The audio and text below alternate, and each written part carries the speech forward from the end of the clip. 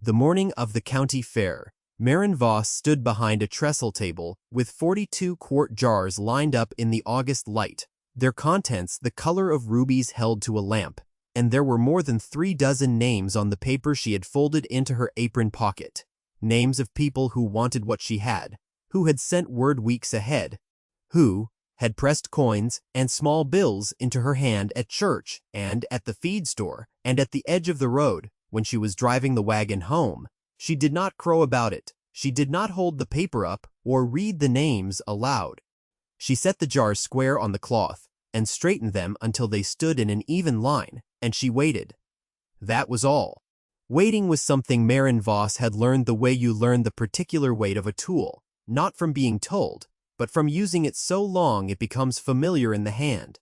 2 years earlier, not one person in the county of Hanover Flats would have given you a favorable word about Marin Voss's prospects, and it was the summer of 1887, and she was 23 years old, and she had just come into possession of a property that the county tax ledger listed as 12 acres of creek-bottom ground on the South Road, half of it still standing timber, and the other half a slope of dark clay that drained poorly and grew rocks at a rate that seemed almost deliberate. The farmhouse had been her aunt's. The aunt had died in March without children or a husband, and the will, a single page written in a hand so cramped it took the county clerk 3 readings to decipher it, left everything to Marin, who was the nearest kin and who had driven the better part of 2 days to sit beside the old woman's bed in the final week and read to her from whatever she could find on the shelf. Marin had not expected anything. She had driven home in the rain with the will tucked inside her coat and had sat at the table in the boarding-house room she rented for $4 a month and done the arithmetic by candlelight. 12 acres. A house that would need the roof patched by fall. A well she had not yet drawn to test, a creek bottom that flooded in spring and baked to iron in August, and $104 in outstanding property tax that would come due in 12 months if she meant to keep any of it. People in Hanover Flats heard the news and mostly said what people in small towns have always said when a young woman inherits a difficulty, that it was a shame, that the land was not worth the tax, that she would do better to sell it for whatever she could get and go find work somewhere with more promise. The feed store man, a stout and generally correct fellow named Aldous Birch, told her she would have done better to sleep in the street than take on that property. He said it pleasantly, as a warning between acquaintances, and he was not wrong by any measure the town possessed. Marin thanked him and drove to the farm. She spent the first week doing nothing but walking the land. She walked it in the morning before the heat came on, and she walked it again in the evening when the light went long and showed the ground's texture plainly. She was trying to learn what the land said in its own language, which is a thing most people never think to do because they are in too great a hurry to tell the land what they have decided it is. She found the clay slope was not uniform. There was a shelf of dark ground above the creek, sheltered from the north wind by a ridge of limestone that held moisture well into summer and caught the full measure of the south sun. She found the creek ran cold and clear even in the dry months, fed from a spring somewhere above the timber. She found the trees on the creek side were mostly wild cherry, their trunks going up thick and dark, and their roots going down into the good soil so deep she could not imagine the end of them. She sat on the ground between 2 of those trunks and thought for a long time. What she was thinking about was a storm. 3 weeks before Marin's aunt died, a storm had come through Hanover County with the kind of force that makes its own history. Wind and hail both, arriving together in the middle of a Tuesday night, and when it was done, the orchards east of town, the tended orchards, the ones that belonged to people with real money in the county bank, had dropped a significant portion of their early crop on the ground. The fruit was bruised, much of it was split. It was not, by any standard a commercial buyer would accept, saleable. The Garner brothers, who owned the 2 largest orchards, had advertised the fallen fruit for whatever they could get, and when Marin drove past on the way to settle the estate, she had seen the notice nailed to the fence post. 200 pounds of storm-split cherries. First variety, and second, asking $7 for the lot. It was June. The fruit would last, If it was handled right, perhaps 4 or 5 days before it went to nothing. She had stopped the wagon. She had done the arithmetic, which took her less than a minute. And then she had driven to the Garner place and paid the $7. The Garner brothers had exchanged a look over her head that she chose not to acknowledge. She drove the 200 pounds back to the farm. Her farm, she was already thinking of it that way, and she spent 2 full days at the stove. She had 1 large pot and 2 smaller ones. She had sugar she had brought from the boarding house, and more she traded a half-day's labor to buy from the dry goods store. She had glass jars she had collected and cleaned. She cooked the cherries down with sugar and lemon peel, and a precise quantity of water. She had worked out by trial on a small batch, and she sealed the jars with wax. And she set them in the cool of the root cellar under the farmhouse, where the temperature stayed near 50 degrees even in the warmest weather. When she was done, she had 31 quart jars of cherry pie filling, deep red and clear, and smelling of summer fruit, and something warmer underneath, something that only comes from cherries that were fully ripe when they fell. The storm-split fruit, it turned out, was riper than anything that would have been picked commercially. It had hung on the tree until the weather took it.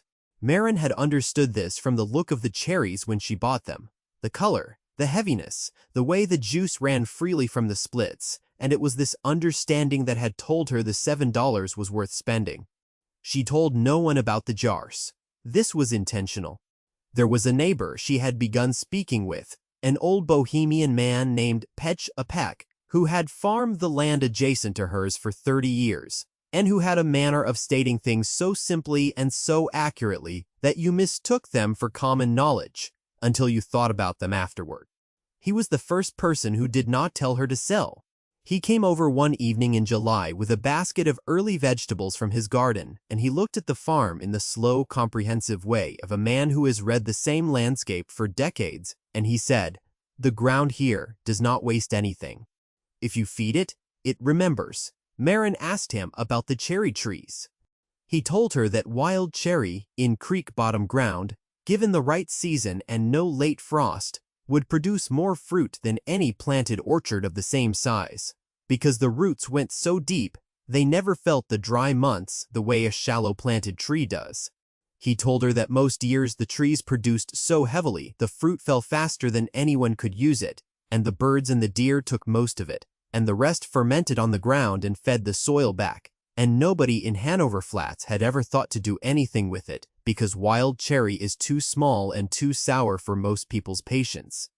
"Most people," Maren said. Petter looked at her steadily. He said, "A thing only has to be useless to the people who don't know how to use it." She wrote that down when she went inside. She wrote it at the top of the first page of the notebook she had bought to keep the farm's accounts, because she understood that it was the principle the farm would run on. The following spring, she was ready.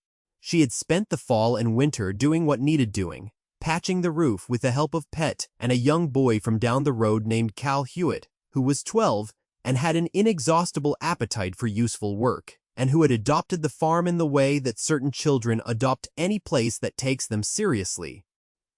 She had turned the dark shelf of ground above the creek, 3 acres of it, with a rented plow and a borrowed team, working every day until the light failed. She had planted a kitchen garden. She had repaired the root cellar door. She had sealed the farmhouse windows against the winter and laid in wood enough to last. She had also, quietly and without announcement, spent the winter studying what she already knew and expanding it by asking questions of anyone who would answer. Petre, a woman in town who had run a boarding house kitchen for 20 years. A traveling merchant who stopped at the dry goods store and turned out to know more about food preservation than any person Maren had yet encountered. By February, she had filled half the account notebook with what she'd learned, and the other half with projections. The projections were the arithmetic of the thing. The cherry trees, she counted 41 of them along the creek, ranging in age from young to very old, would produce, in a good year, somewhere between 400 and 600 pounds of fruit. She had climbed into 3 of them in November when the bare branches showed clearly, and assessed the bud structure.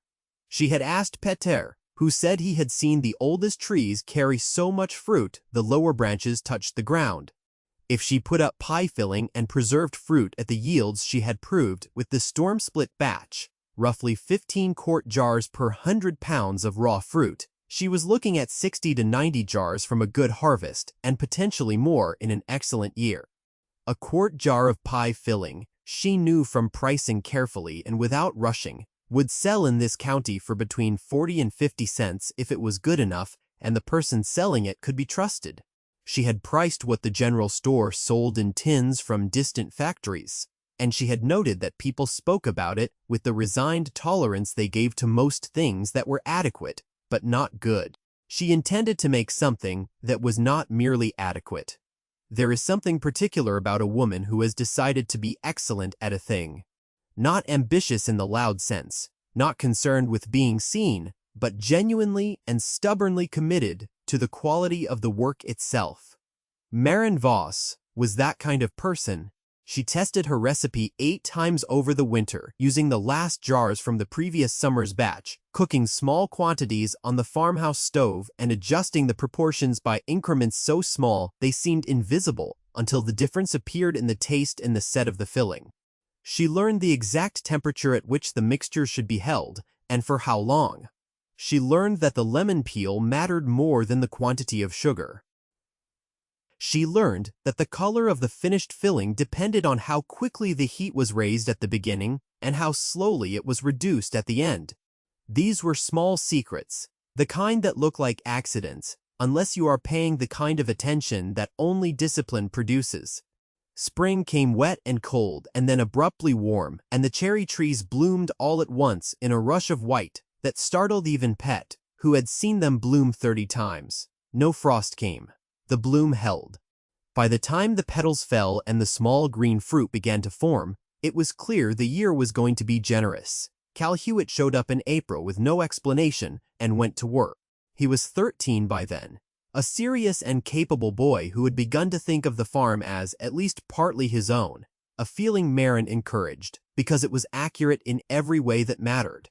He named the 3 hens she had acquired over the winter, Augusta, Temperance, and one he called the General, for reasons he never fully explained, and he began teaching himself to identify the wild plants along the creek by a battered field guide he had borrowed from the schoolteacher. He was useful in the uncomplicated way of someone who wants to understand everything and complains about nothing. Aldous Birch, the feed store man, saw Maren in town in May and asked, pleasantly, how the property was treating her. She said it was treating her fine. He nodded, with the expression of a man who believes someone is making the best of a bad situation and finds it admirable in a minor way, and she thanked him and drove on. Being right is its own kind of reply. She had learned that too. The harvest came in July and ran into August, and it was as good as the spring bloom had promised. Maren and Cal picked every day from first light until the heat of mid-afternoon forced a stop, working through the creekside rows with bushel baskets that Cal dragged back to the house on a sledge while Maren kept picking. She sorted the fruit as it came in, the firmest for preserves, the fully ripe for pie filling, the overripe pressed and strained for syrup, and she worked the stove each evening after supper, putting up the day's pick before she slept. Pedersen came and picked alongside them for the better part of a week, moving slowly among the trees, with the unhurried competence of a man who has been doing his own version of this work for longer than Maren had been alive. He did not speak much while he worked, but in the evenings he would sit on the porch and tell her things about the trees, which ones were oldest, what the fruit tasted like in different years, how you could read the coming winter's severity in the thickness of the bark. It was Petch who told her to enter the county fair. She had not thought about the fair as a place for what she was making. The fair was for livestock and quilts and baked goods, and there was a section for preserved foods, but it had always been, in Maren's understanding, more of a social occasion than a commercial one. Petar said she was wrong about that. He said the fair was where people made up their minds about things, and once they'd made their minds up at the fair, those minds stayed made. He said it the way he said all things, plainly, without urgency. as if he were merely observing something obvious that she had happened to face away from. She registered for the fair in August and said nothing about it to anyone except Pet and Cal. By the time August arrived, like the open door of a furnace, she had 112 quart jars in the root cellar, sealed and wiped, and standing in rows. She could count in the dark by touch. She had 41 jars of pie filling, 33 of preserved cherries in light syrup, 19 of straight cherry syrup, and 19 of a wild cherry and apple butter she had developed in the last 2 weeks using windfall apples from the single apple tree at the edge of the timber. That was 112 jars in sum. She had also, she noted in the account book, spent $31 total on supplies across the summer. Sugar, lids, wax, jars, and the $7 she counted as the original investment from the prior summer. Against that, she projected conservatively between $40 and $55 in sales if she moved only 2/3 of what she had, which was less than she expected to sell. The tax bill was $104, due in October.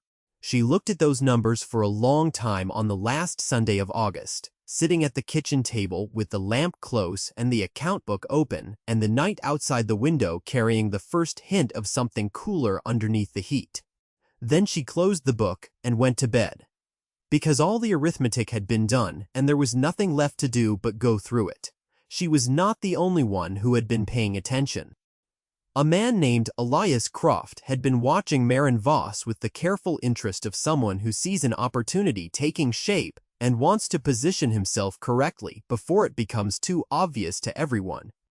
Croft was a provisions dealer. He supplied several restaurants and boarding houses in the county seat and a handful of establishments another 20 miles east, and he had a reputation for knowing what something was worth before the person selling it did. He was smooth-mannered and patient, and not unkind in any obvious way, but he operated from a consistent and private principle, which was that the distance between what he paid and what he sold for was the only number that truly mattered. He had heard about the jars. Not from Maren, she had not spoken about them, but from Cal, who had mentioned to a friend that Miss Voss's root cellar was something worth seeing, and the friend had mentioned it to an older brother, and the older brother worked at the dry goods store and talked while he worked. By the time the information reached Croft, it had been somewhat enlarged and somewhat distorted, but its essential truth had survived. Maren Voss had a large quantity of preserved cherry filling, and she intended to sell it at the fair. Croft drove out to the farm on the second Thursday of September, 9 days before the fair opened. He came in a good buggy with clean brass fittings, and he was well dressed for a farm call, which was itself a kind of statement. He said he had been hearing about her preserves, and that he wanted to talk business before the fair complicated everything. He said she should know that fair prices were fair day prices, which was not the same as real prices, and that a steady buyer himself would serve her better over time than a single weekend sales. He said someone in her position, alone and managing a property of this kind, should think carefully about what kind of security she actually needed. Maren offered him a chair on the porch. He sat down. He named a price, 22 cents a quart jar for the full lot, taken at once, no further negotiation. She poured him a glass of water from the pitcher she kept on the porch table in the hot months, and she thought about what he had said, which took perhaps 15 seconds. Then she asked him quietly, and without any particular emphasis, how he had known the Count Croft's expression shifted in the brief and specific way of a man who has said something he meant to withhold. He recovered quickly and said he had not meant any particular count, only an estimate. She thanked him for stopping, said she believed she would take her chances at the fair, and stood up in a manner that concluded the conversation so naturally that he was back in the buggy before he had fully decided to leave. She watched the buggy go up the south road and turn toward town, and she thought, 22 cents. She had not been offered 22 cents. She had been offered the conviction that 22 cents was a reasonable thing to accept from someone in her position. Those were not the same transaction. She went inside and wrote down what had just happened in the account book, below the financial figures. It seemed worth keeping. The fair opened on a Wednesday in mid-September, and Marin had been there since before the gates with her wagon and her 42 jars selected from the cellar, and Cal beside her on the seat, pretending he was not nervous, and a paper in her apron pocket with 37 names on it.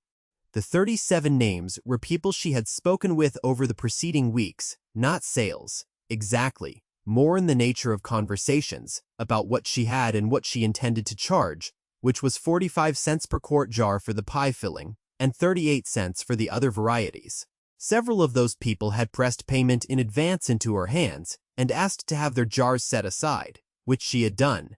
A woman from the county seat came to the table before 9 o'clock. She ran a hotel kitchen and had heard, through the same current of talk that everything traveled in Hanover County, that there was cherry pie filling at the Voss table that was worth trying.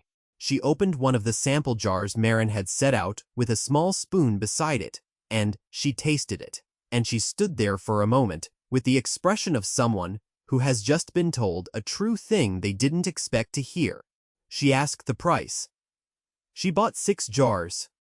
As she was leaving, she turned back and asked if Marin took orders for next year, because her kitchen went through a great deal of preserved fruit and she had found nothing she liked enough to use consistently. Marin said she did take orders. She wrote the woman's name below the other 37 on the paper in her pocket. The fair had a section for preserved foods, and there were other entries, pickles and conserves, and a respectable apple butter from the Deering farm. But by the second day, the word that passed among the cooking women of Hanover County had organized itself around a specific conclusion. And the conclusion was that the cherry filling from the South Road farm was unlike anything that had come from a factory tin or from anyone's kitchen in recent memory. The women who said this were not given to exaggeration in matters of this kind. They meant it with the practical seriousness of people for whom feeding their households well was a real and ongoing project. Aldous Birch came to the fair on the second day as he always did, and he walked the preserved food section in the way of a man who is being thorough without expecting to be surprised. He came to Marin's table and he looked at the jars, several of which were already sold and labeled with names. And he looked at the paper she was using to keep track, and he picked up a sample jar and tasted the filling on the offered spoon, and he set the jar down slowly and was quiet for a moment.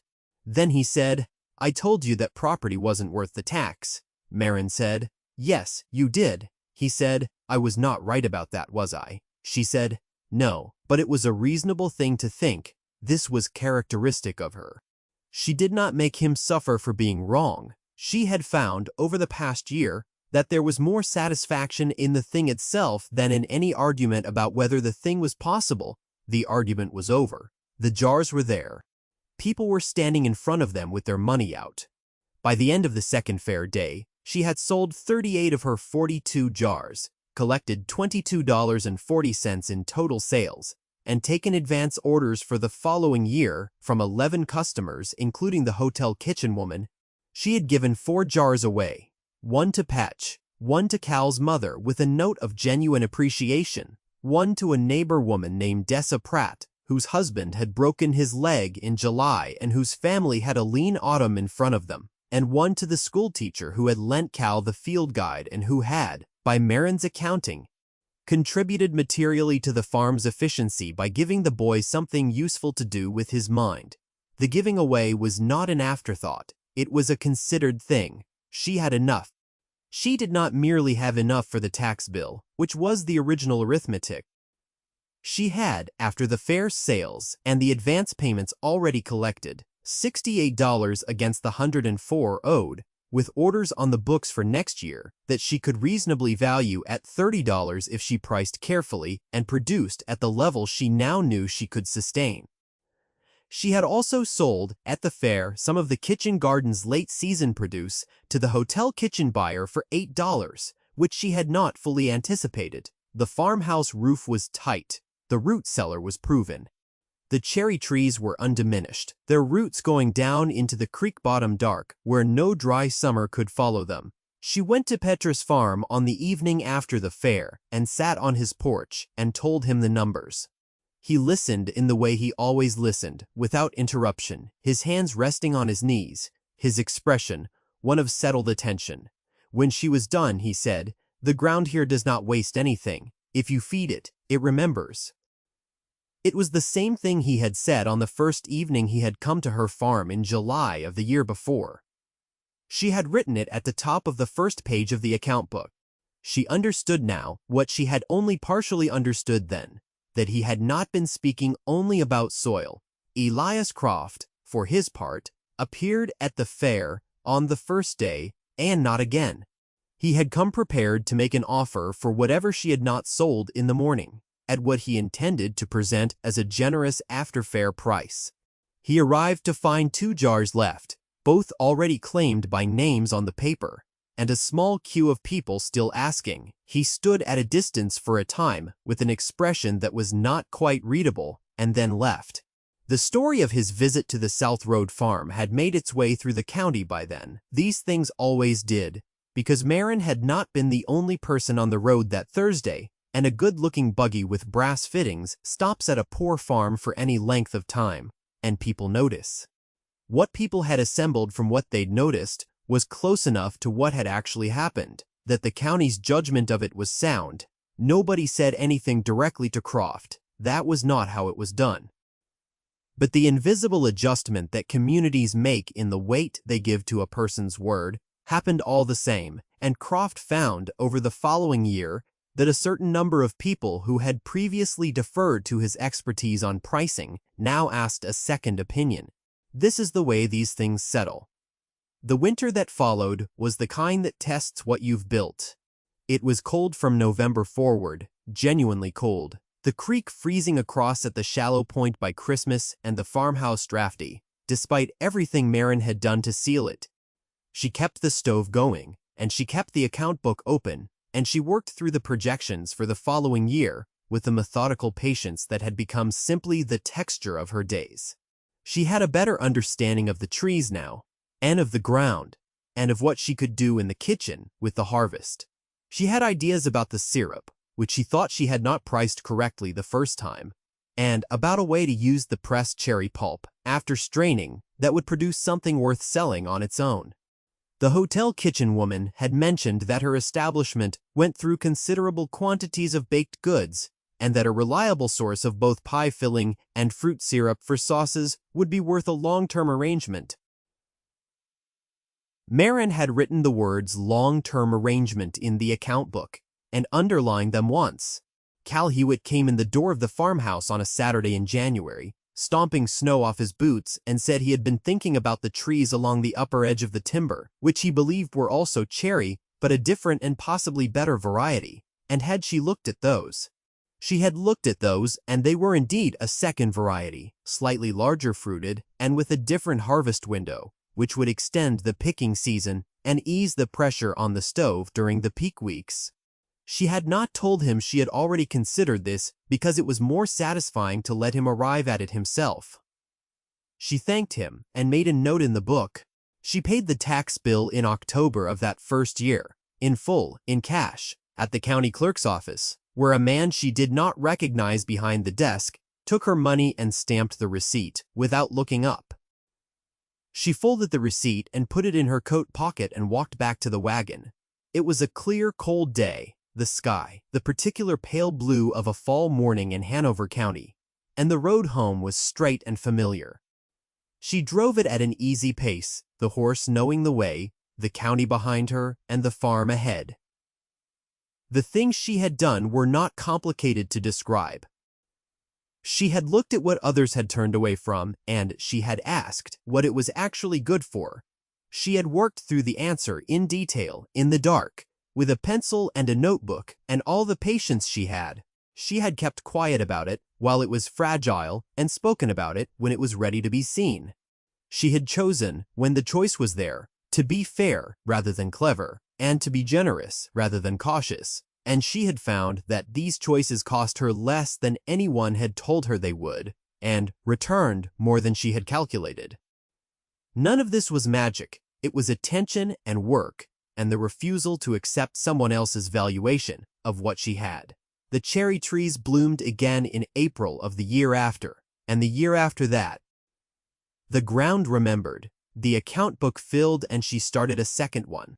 The hotel kitchen arrangement became a contract, written in careful language by the hotel proprietor's wife, who turned out to be the more legally precise of the two, for 40 jars of pie filling and 20 of syrup per year at a fixed price that satisfied both parties and gave Marin the ability to plan the following season with real numbers. Verse 6. Cal Hewitt grew up on that farm in every way that counted, and when he was 16, he helped her run the ropes for a second harvest line along the upper timber trees, working so efficiently by then that they could pick and process twice what they'd managed the first year, without adding proportionally to the time it took. He was studying by then. The county had a small lending library that had recently expanded, and he was working through it with the same organized hunger he brought to everything. And Marin paid him in wages and in the understanding, never spoken but clearly held by both of them, that his opinion about the farm was worth something, and she would demonstrate that by acting on it when he was right. Het Chapek's health was not good in the third year, a winter cough that refused to leave when the cold did, and Marin brought him meals twice a week from February to April and sat with him in the evenings and told him about the account book, figures, and the orders and the plans for the upper timber trees. He listened with the same settled attention he had always given her, and sometimes he said something and sometimes he only nodded, and both were useful. In the spring, he was better. He planted his kitchen garden as he always had walking, the rows with a hoe handle he used like a walking stick, and he told Marin the ground here did not waste anything, and she told him she knew, and he smiled in the small way of a man who is pleased by the world going right. The jars lined up on the trestle table at the fair that August morning, 42 of them, ruby-colored in the early light, sealed and labeled in Marin's careful hand, were the measure of everything she had said yes to when every reasonable person had said no. They were the measure of $7 spent on what a storm had left behind. They were the measure of 2 years of reading the ground in a language most people never trouble to learn. They were the measure of 100 small decisions made in the dark, with a pencil and a notebook and the arithmetic of survival, counted and recounted until it came out right. She did not need to say any of that. The jars said it. And the paper in her pocket, with its 37 names, grown now to 38, and then, before noon, to 43, that said the rest. A thing only has to be useless to the people who don't know how to use it. The cherry trees were still flowering along the creek every April, white and excessive and indifferent to what the county thought. The creek ran cold from its unseen spring. Letting. The root cellar held its temperature through July, through August, through every furnace month that came. The ground had been fed, and the ground remembered, and in the place where everyone agreed nothing could grow, one woman had grown enough for the whole county to taste, and had offered it to them gladly, at a price that was fair, with her name on every jar,